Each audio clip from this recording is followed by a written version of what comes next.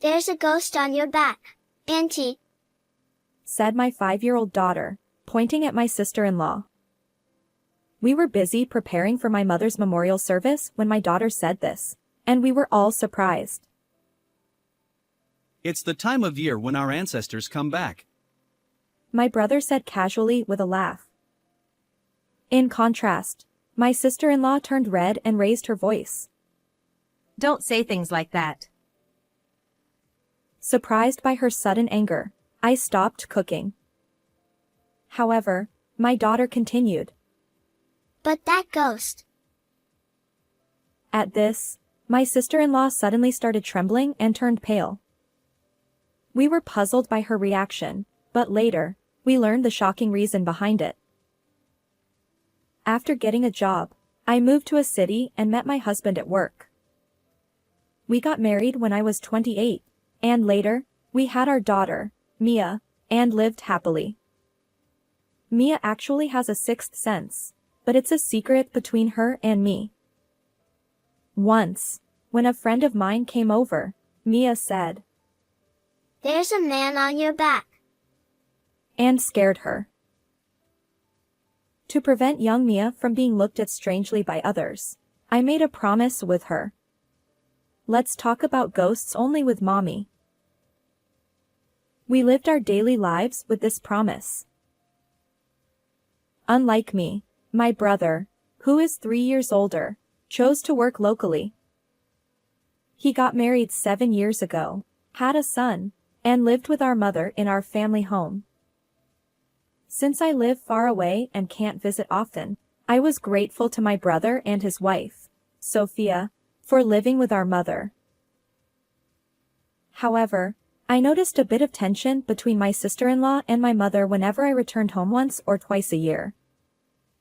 I casually mentioned it to my brother, but he seemed completely unaware of the delicate relationship between his wife and our mother. One year during summer holiday, my brother's family, my mother, and my family gathered for a barbecue in the spacious backyard. The pizza oven and barbecue area, which my father had built by hand before he passed away, were often used for gatherings with friends and family. As the barbecue food was nearly done, I suggested a family trip to my mother. She looked a bit tired, and I wanted her to refresh herself. Hey, why don't we all go on a trip during the 3-day weekend in October? I heard there's a highly rated hotel with delicious buffet meals and a spa. I said, pulling a hotel brochure out of my bag and showing it to my mother. The brochure featured photos of open-air baths and relaxing stone saunas. Wow, that sounds wonderful. It's been so long since I've been on a trip. My mother said, her eyes sparkling as she looked at the brochure. At that moment, my sister-in-law clattered the dishes she was holding onto the table. Are you planning to waste money again? She said coldly. I was surprised and looked at Sophia. My mother's expression darkened immediately. That's not my intention. It's been a long time since Mary could take a break during a long weekend, so I thought a little enjoyment would be nice. My mother began to explain hastily to my sister-in-law, but her expression remained cold. We've never had the chance to go on a trip together, and I thought it might be nice for you to join us this time. I quickly tried to support my mother. There's no way we can afford such an expensive hotel, right? You need to consider our household budget. Or is Mary going to pay for everything? She said, looking at me without a smile.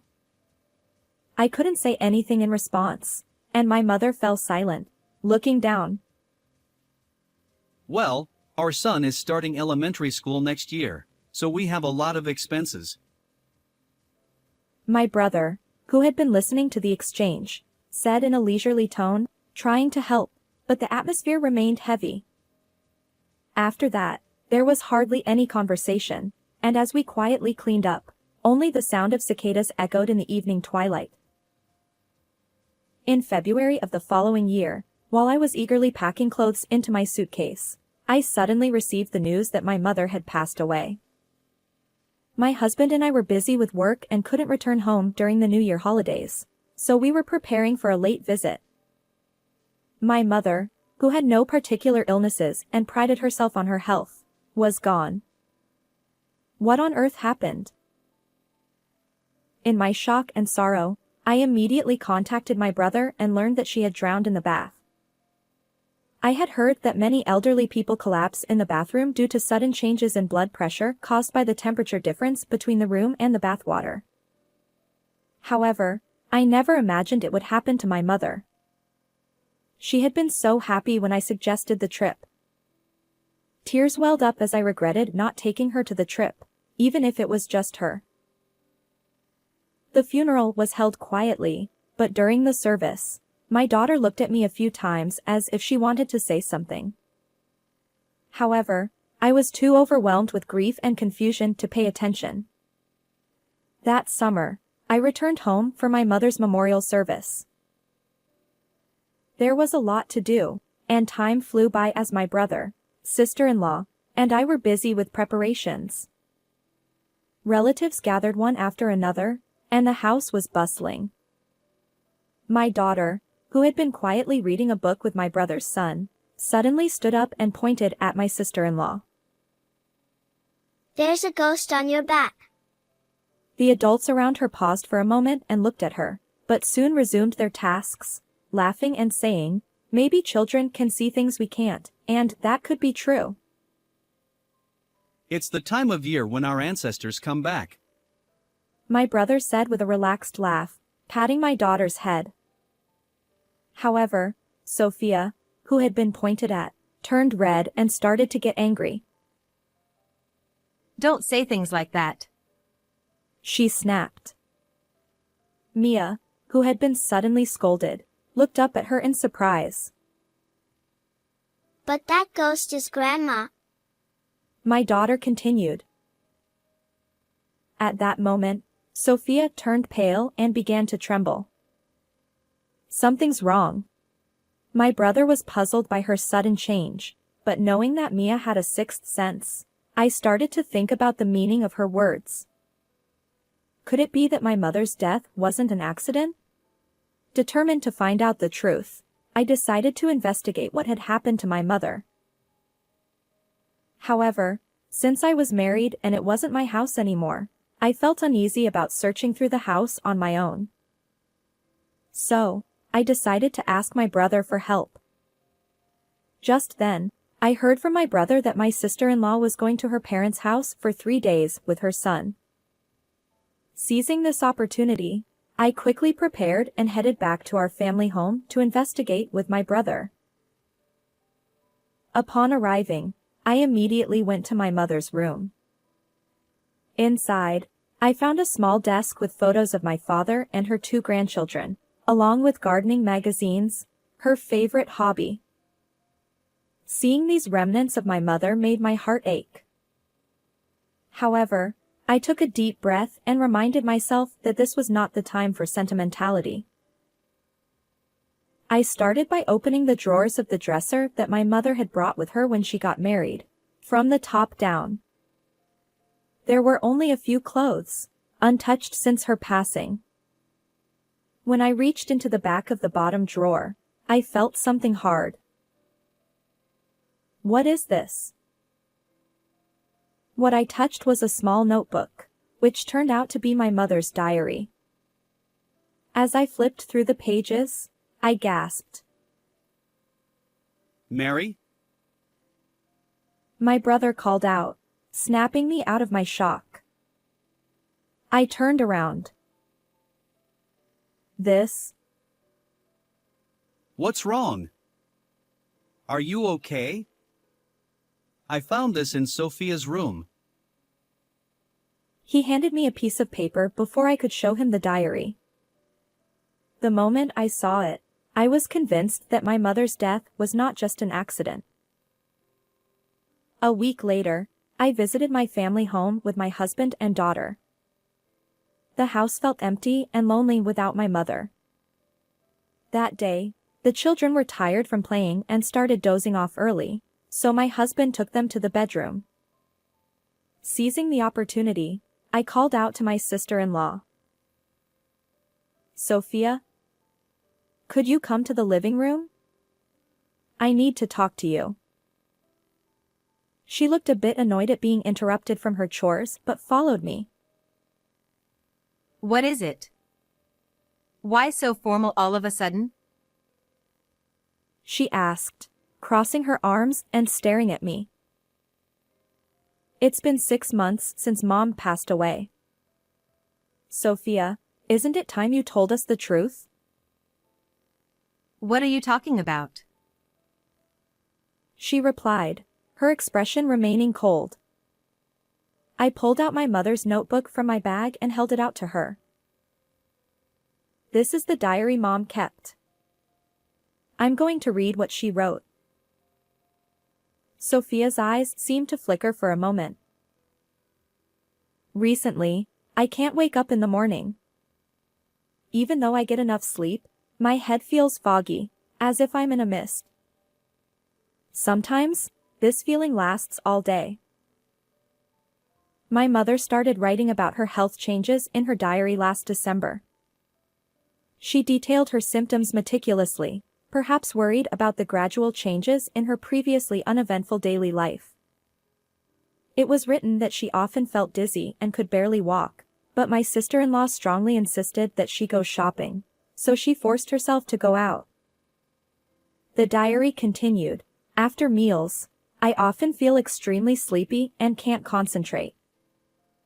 I even went to the hospital, but they couldn't find the cause. As I read the diary aloud, I could see my sister-in-law's face growing tense. Even when Mom couldn't bear the sleepiness and lay down on the sofa, you forced her to take a bath, didn't you? What? It's normal to take a bath every day. What's wrong with that? My sister-in-law replied, her voice tinged with irritation. And you made her do things even when she was feeling unwell? You didn't listen when she said she wanted to rest? I have a job too, and I'm busy. It's only natural to expect a little help from her since we live together, right? She showed no remorse. And how do you know that what's written in that notebook is true? Maybe she wrote lies to make me look bad. She added with a faint smile, as if suggesting I was making it all up. Seeing her reaction, I pulled out my final trump card. Then what is this? I thrust a crumpled prescription in front of her. This was what my brother had found in Sophia's room. Were you trying to make it look like an accident by giving Mom a large dose of this medication that induces drowsiness? The symptoms of sleepiness and dizziness are caused by taking a large amount of this drug. Stop making accusations. This is my medication. She turned away with a huff, trying to dismiss my claims. Just as my anger was about to reach its peak, the door suddenly opened with a clatter, and we all turned to look. Standing there was my daughter, who was supposed to be in the bedroom. Grandma on your back is angry. She pointed at Sophia just like she did during the memorial service. Sophia turned pale instantly. Stop it. There's no such thing. Sophia snapped. But she said it during the memorial service too. She said you killed her. My daughter retorted, undeterred by Sophia's outburst. What Mia is saying is true. I kept quiet to avoid scaring anyone, but my daughter can see spirits. I said, rushing to Mia and placing a hand on her shoulder with a smile. Thank you. Grandma is surely grateful that you had the courage to tell us. I said, encouraging my daughter to return to the bedroom. She nodded and I closed the door. Sophia muttered to herself. That can't be. But Why did you harm my mom? it wasn't me. She snapped, glaring at me. At this point, my brother, who had been silent until now, spoke up. I want you to tell the truth. If we test Mom's blood, we can see if it matches the medication from that prescription. How are you going to get blood from someone who's already been cremated? Are you stupid? She scoffed. She laughed dismissively, but in reality, blood had been taken from my mother's body to investigate the cause of her death. Hearing this, Sophia realized she couldn't escape and confessed. I've had enough of this rural life. No stylish shops, no cafes. I'm fed up. I wanted to sell this house and use the money to move back to the city. She said, avoiding our eyes. Finally, she admitted. I wanted her to leave as much of her assets as possible. That's all there is to it. She said with a defiant expression. I was stunned by her words. So you took Mom's life? You took a family member's life for something like that? My brother asked. My brother's voice, red with anger, trembled with rage, but she remained unfazed by his words. I thought this house and the large garden would fetch a good price if sold. But she said she never wanted to leave this place until she died, so I had no other choice. Knowing how much my mother cherished this house, I couldn't believe my sister-in-law's cold words. This house is filled with not just our memories, but also our parents' love. Don't talk about selling it so easily. You need to face your crime and reflect on it. I reached for the phone to call the police. Seeing my actions, Sophia's face turned pale, and she suddenly changed her attitude, clinging to me. Wait, don't call the police. In this rural area, rumors will spread quickly. Please, don't do this. She pleaded. But I shook off her hand and looked at her sharply. I will never forgive you for taking my mom's life for your own greed. Realizing the gravity of her actions, she finally slumped in defeat. She stood motionless, even as the sound of police sirens approached. She was taken away by the police and later confessed to her crime, spending a long time behind bars. My brother divorced Sophia and received a lump sum of $150,000 from her property settlement, which included alimony and child support for their son. He said he wants to create new memories with his child in the house our parents left us. 3 months have passed since then, and today is the monthly anniversary of my mother's death. I sat on the porch of our family home, watching my daughter and my brother's son play with a ball in the yard. Hey, we're ready to go to the grave. My brother called from the parking lot. The 2 kids cheerfully replied, okay, and we all got into the car and headed to the cemetery where my mother rests.